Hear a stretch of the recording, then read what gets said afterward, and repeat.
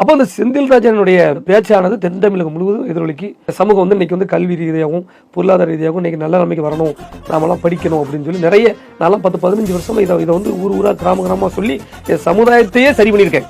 இன்னைக்கு என் சமூகம் அறுவடுக்கல கத்தி இருக்கல, அவன் மீது சட்ட ரீதியாக நடவடிக்கை எடுக்கணும்னே அப்படின்னு சொல்லி சொன்னாங்க. இன்னைக்கு சட்ட ரீதியாக நடவடிக்கை எடுக்கிறதுக்கு விடலை. கிட்டத்தட்ட 50-60 நாளா அந்த செந்தில்ராஜன் தன்னுடைய பிறந்த ஊருக்கே வர முடியல, தன் பிள்ளைகளை பார்க்க முடியல. அந்த நிலைமை இன்னைக்கு நாங்கள் உருவாக்கி இருக்கோம். இது தேவையான நபருக்கு அல்ல யோசிங்க. ஒரு தேசிய தலைவரை பேசுறமே தெய்வமா நினைக்க இதை விட மாட்டாங்களே அப்படின்னு நினைக்க வேண்டாம். அப்ப நான் வந்து செந்தில் வழக்க விடாம துரத்திட்டு வந்தேன்.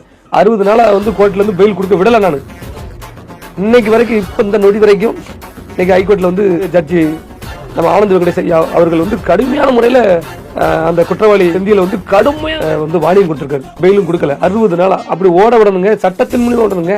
நீ வெட்டுனா அவன் வெட்டுனா அங்க வெட்டுவோம், அங்க அடிச்சா அங்க அடிப்போம், இதெல்லாம் என்ன பேச்சு? நீங்க சொல்லிட்டு போய் இருந்துக்கிடுவியா கோயம்புத்தூர்ல?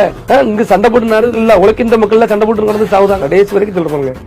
நாங்க அதே அரசியல் அதிகாரத்துக்கு நாங்க வந்தாலும் அந்த சமூகத்துக்கு நல்ல விஷயம் தான் நினைச்சுக்கணும் தவிர அந்த சமூகத்தை நம்ம அழிக்கணும் வைக்க நாங்க ஒரு காலம் நினைக்கல. மோதல் வேண்டாம் சொல்றோம்.